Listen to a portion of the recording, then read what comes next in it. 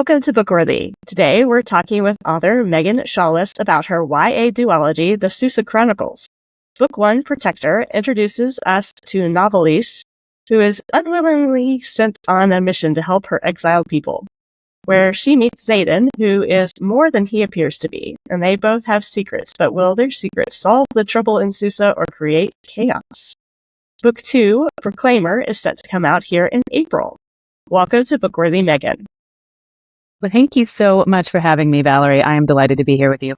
It is a pleasure. Now, with Valentine's being in the not-too-far future, and your duology having a little romance in it, what is the sweetest thing someone has done for you on Valentine's?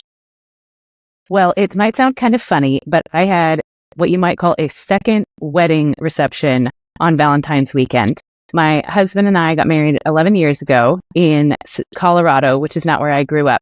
And so my family had a second wedding party for us in my hometown over Valentine's weekend, just a few weeks after we got married. So I kind of got to have my beautiful Colorado mountain wedding and my fun desert Arizona wedding.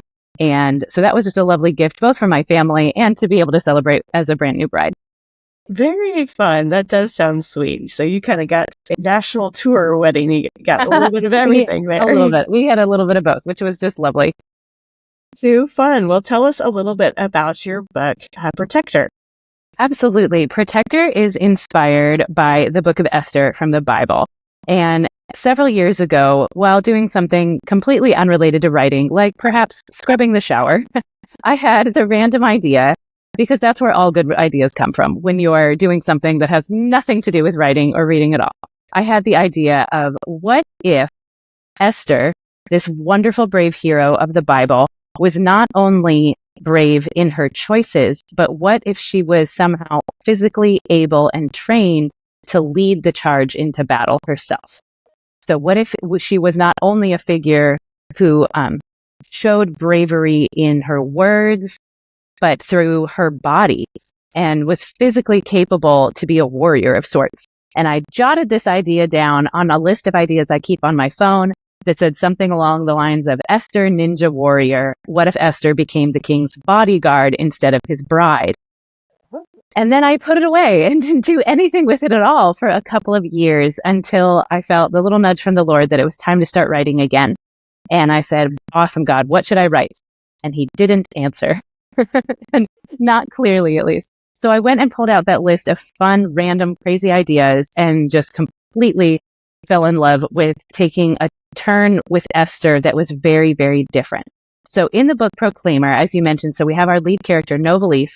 Her name gets switched to Esther because, like the true Esther, who we call Esther, Esther was not her real name.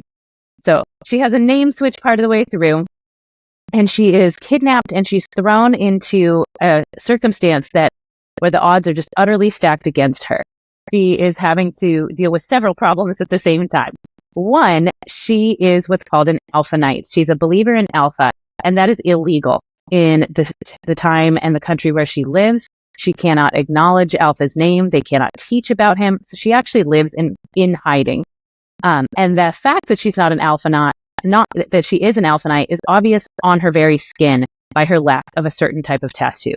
So anyone could look at her and would immediately know, oh, you're one of those people. And that's a problem for her, especially when she is kidnapped, as I mentioned, and she's mistaken for one of these biologically upgraded super warrior women called the Enhanced. And the real Enhanced have lots and lots of tattoos. So again, just by looking at Esther's poor bare arms, it would be very obvious that she's not Enhanced. She has no business fighting to be the king's bodyguard, and she's not even a legal citizen in some ways. She is one of these alpha knights because of her beliefs. So she is in a situation where she's having to hide herself physically, she's having to watch what she says, and she's having to fight and compete through physical obstacle courses and challenges against women who physically far, far are superior to her. And through all that, she's going to have to figure out, is she supposed to try to be the best at something she's not, or is she going to have to find a deeper advantage somewhere within herself? It's a very interesting read. I've enjoyed reading it and kind of seeing the similarities between the Esther story and Protector. Also just a very unique take of she is not enhanced. She is, completely different than what everybody expects. And that's also the same for Zayden, too. He's supposed to be one thing, but he doesn't want to do things the way that everybody else wants to do them. And they kind of bond over that little awkwardness that they have in their roles. But it's a lot of fun. I really enjoyed reading it. As you were writing this book, how did God kind of speak to you in the writing of a story that's so similar to an Esther story that everybody loves? Absolutely. So there were a couple of big things that God spoke to me while I was writing this. And one of them that I knew going in I wanted to show, and one of them that just blew me away when God plopped that thought into my brain. So the first one is that our greatest advantage is our relationship with God. And sadly, I feel like in the world we live, we're often told that our faith is something that we need to be quiet about, or it's something that's like, well, that's a personal thing that's just for you. You do that at home or on Sundays. But our faith, what I've really, really grasped writing this book is that our faith is the greatest advantage that we have of all. It is more important than our brains, our intellect, how smart and how strong we are. It's more important than how fun or how popular or funny we are. The fact that we are in Christ is bigger than anything and actually has the power to do more for us than anything. We can go farther as a follower of Jesus than we can as the smartest, coolest person on the planet. So that it truly is an advantage. It's not just a detail of our lives. It is the power lifting everything up and pushing everything forward. So that Lord had kind of really been teaching me before I started writing, and I knew I wanted to share that. The thing that he completely dazzled me with that I had not ever thought about was the difference between what the world calls us and what God calls us. So in the true story of Esther, so she is a Jewish young woman in a time where it's not exactly illegal, but it's definitely not popular to be Jewish. And she, for those who aren't familiar, is actually kind of kidnapped and roped into a competition to become the king's new wife because the king got mad at his old wife and told her she wasn't allowed to be around anymore. It's actually what it says in the Bible, guys. It's true. He got mad and said, done with you. I'm going to go pick a new one. Not a good advice. Not a good way to operate. But he does that. And so she and several other women are gathered together and they're supposed to compete and figure out who's going to be the best new bride for the king. And in that situation, she's put in a very terrible situation that really could have stained the rest of her life very horribly. And the world said, you are just an extra girl in the king's life. You're not special. You are not a treasure. The historical word they would use is concubine. And you are just another girl in this king's line of girls. But God said, no. You are a queen. And that I was leading worship at church one day, and that just struck my heart so deeply that when the world says, you're a throwaway, you are good for one day, and then we're done with you. You are meaningless, you're trash.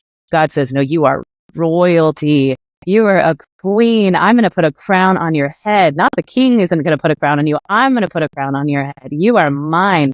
And that just utterly blew me away when he told me that. So one of the things that I ended up loving that God taught me while I was writing this, and hopefully it shows a little bit in the story, is that the world can give us a whole lot of labels, but nothing is better and more beautiful or more true than the label that God gives us. I love that. And it's very evident throughout the story that she's struggling with that. Is God speaking?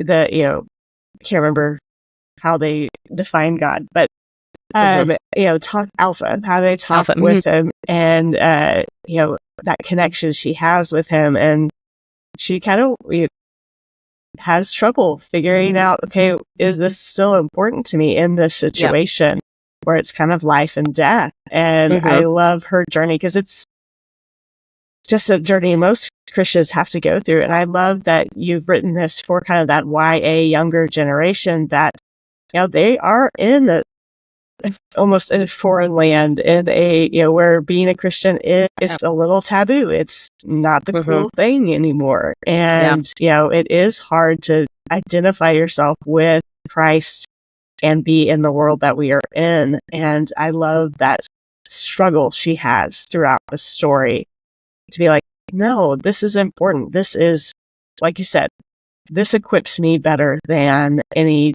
tool or weapon or training I could have. And so That's I a love perfect way that. to say it. Yeah.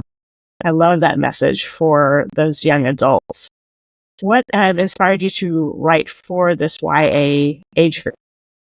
Yeah. So I am not a young adult. If that's not clear, I am not a young adult. I haven't been a young adult for a good 20 years. However, a few years ago, I was reading some very popular young adult fiction. And I have always loved reading. It's been a huge pastime of mine. But then I kind of stumbled into a streak where for several months I was reading some great young adult fiction stories that are not necessarily from a Christian perspective, but were good, clean, beautiful, empowering stories. And I was reading these, and there was something about the voice and something about the tension that they were going through that just resonated with me very deeply. And I said, yes, if I ever wrote a book, it would sound and feel like this. And I later realized that what appeals to me the most is the wrestling over identity. That the young adult season, whether you hit that point when you're 12 or 18 or 30, we all have a point where we have to decide, are we going to just follow the rules that mom and dad or, our teachers and sisters put in front of us? Or are we actually going to decide this is who I am and I want to be this person? And there's this transition, the Bible calls it, from tutors and governors to maturity. And through that transition, we finally get to make our own choices, but we're also suddenly accountable for our own mistakes. Nobody sits us down and, pats our head and says, it's okay, you broke the cookie jar. Now all of a sudden it's your cookie jar and you have to pay for the cookie jar and refill it with cookies and people are mad. It's a whole different experience. But it's also so beautiful because it's how we come to a place where we can stand on our own 2 feet and say, this is who I am and this is what I believe. And in my opinion, the best young adult fiction tackles that moment. That am I going to be part of just what everyone has told me I'm a part of, or am I going to be who I am? And am I going to make good choices about who I am? And there's inevitably always going to be some bad choices along the way because that's what makes great stories and real life. So for me, that was what I really resonated with in the young adult. I'm not a teenager. My kids are not yet teenagers. However, it's that tension, that moment, that struggling between what was and what is and what could be, and the transition from rules and regulations to personal adventure and freedom and the accountability that goes with that. I think that's one of the things that really draw people into YA, whether you are in that age range or you are an adult, is just that we all struggle with that identity element. And what am I going to stand for? Am I going to go with the norm? Am I going to stand on my own? What do I believe? And I think, kids these days are really having to tackle that at a younger and younger age than we did when we were growing up. Yes, most definitely. Absolutely. Way fun. Now, Megan, did you always want to be an author? In many ways, yes. I loved words from the time I was very, very small. I spoke early. I wrote little poems. I entered all the little school writing contests as an elementary schooler. And then in high schooler, I was on speech team and in theater. So really, words have always been part of my story. And then I got a degree in journalism and did a little bit of work in that and became a teacher where I was teaching English. So there were lots of words and stories there. And then eventually now I run a business with my husband and I do a ton of writing for websites and businesses there. So words have always been the passion. When I was at about 8 years old, I think I declared that someday I was going to be an author and had really no concept of what all went into that at the time. But then it wasn't until about 2020 that I had an idea that I really felt could be a book. That book idea, the first time I really felt like there was a book in me that could come out. Like I said, I'd been reading all of this great YA and I had an idea, not the book not Protector, totally different, which happens all the time for writers and that's okay. So for the first time ever, I said, okay, God, could we do this together? I have this idea. What do you think? And he was like, sounds like fun. Let's go do it together. So 7 weeks later, I wrote the end for the first time on a very short, very not ready manuscript. And I worked with that manuscript for a little bit and looked into publication for that. And it turned out it just wasn't the right story for me to say hello to the world with in some ways. And then Protector happened And that one I knew needed to be on people's bookshelf. I love it. It's one of those we, start a journey thinking one thing, and God is really good about being like, no, this is the message that both you need to hear and the readers need to hear. And I love that journey. Now, what is one of your favorite books? Oh gosh, there are so many. Okay, so I've mentioned several times I was reading all this great YA stuff. So at the time that really inspired me to sit down and start writing, I was reading Divergent, particularly the first book of the series. I was reading a trilogy called Matched by Ali Condi, which is also a dystopian series. And those two hit me just so hard that this beautiful, just the pacing and the tension was just so great. I read The Selection by Kira Cass, which also has some loose Esther moments in it. And so those were kind of the beginning of this. And then I discovered that there were all of these Christian authors who were writing speculative fiction or fantasy and sci-fi and dystopian stories that also resonate with the Word of God. And that was just an eye-opener. So some favorites within that. I absolutely loved The Wonderland Trials by Sarah Ella. I completely adore the book Romanov by Nadine Brandis. And then I recently read several fantasies by J.J. Fisher. Kalor by J.J. Fisher is, in my thought, truly a perfect fantasy. And so those are, at the moment, just some of my absolute favorites that I got to mix that wonderful young adult tension and passion and kind of the fun outside of the box fantasy worlds with people who love Jesus. And that was just, I was done. Match made in heaven, right? Yeah, absolutely. So fun. Well, what's been the most impactful book in your life, other than the Bible?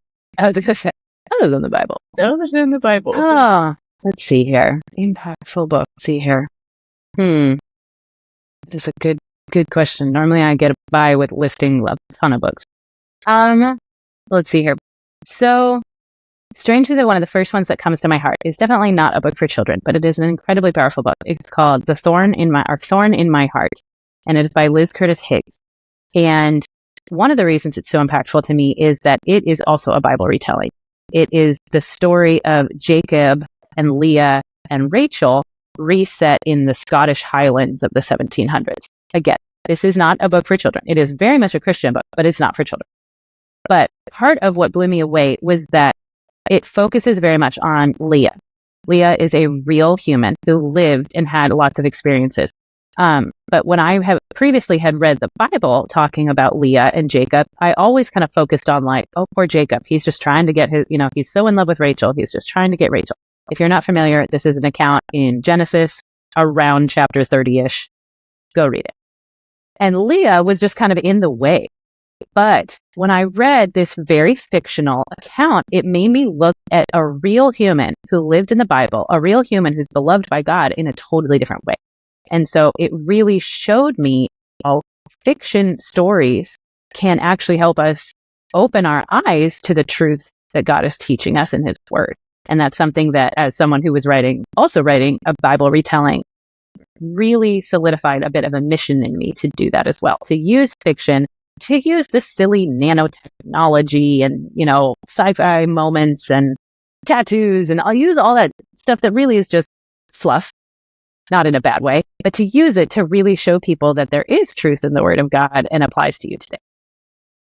Yeah, it's really kind of in our world, we get kind of fed and stuck on just the really simple messages, even though they are very deep of, God is love your neighbor, those things, but there is such a depth, and every human emotion is an experience. It's basically in the Bible. And I think Leah really hits on that identity. Where is my identity? Yeah, absolutely. Piece. And, that God blessed her with so many boys, so many children, just to say that you are valuable. You are important to me. You are the majority of Israel, pretty much. Yeah. And so it is neat to look at all these characters of the Bible and look at them in new ways, like you've done with Protector and what Liz Curtis Higgs did with her book as well. And so it's just really neat to kind of look at the Bible in new ways, and that every good story seems to have some root in the Bible somewhere.